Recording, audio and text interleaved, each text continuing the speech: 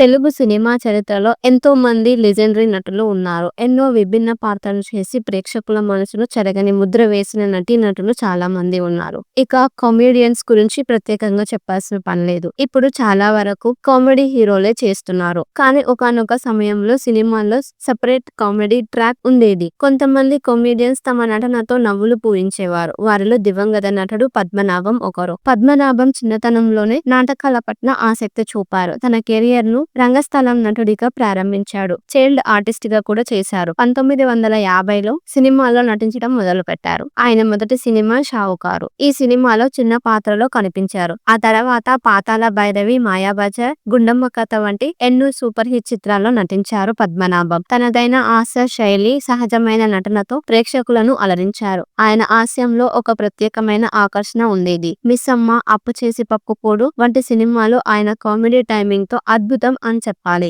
రవితేజ, భద్ర, ప్రభాచక్రం సినిమాలో ఆయన కనిపించి మెప్పించారు. పద్మనాభం 2010 ఫిబ్రవరి 20 చెన్నైలో గుండెపోటుతో మరణించారు. ఆయన మరణం తెలుగు సినిమా రంగంలో తీరని లోటు అని చెప్పాలి. అయితే లెజెండరీ కమెడియన్ పద్మనాభం కొడుకు తెలుగులో కమెడియన్ గా రాణిస్తున్నారని మీకు తెలుసా? ఆయన ఎవరో కాదు, ఎన్నో సూపర్ హిట్ చిత్రాల్లో కమెడియన్ గా నటించి మెప్పించిన తిరుపతి ప్రకాష్. ఈ కమెడియన్ చాలా సినిమాల్లో తన కామెడీతో మెప్పించారు. జబర్దస్త్ లాంటి కామెడీ షోలను కనిపించి మెప్పించారు. పద్మనాభం తిరుపతి ప్రకాష్ కు పెద్దనాన్న అవుతారు. ఇటీవల ఒక ఇంటర్వ్యూలో ఈ విషయాన్ని తెలిపారు. ఆయన సినిమాల్లోకి రావటానికి తన పద్మనాభం పెద్దనాన్న సపోర్ట్ చేశారని తెలిపారు. ఇక ఇండస్ట్రీలోకి వచ్చిన తర్వాత ఆలీ తనకు సపోర్ట్ చేశారని తెలిపారు. తిరుపతి ప్రకాష్ ఈ కమెడియన్ ఇప్పుడు పెద్దగా సినిమాల్లో కనిపించడం లేదు.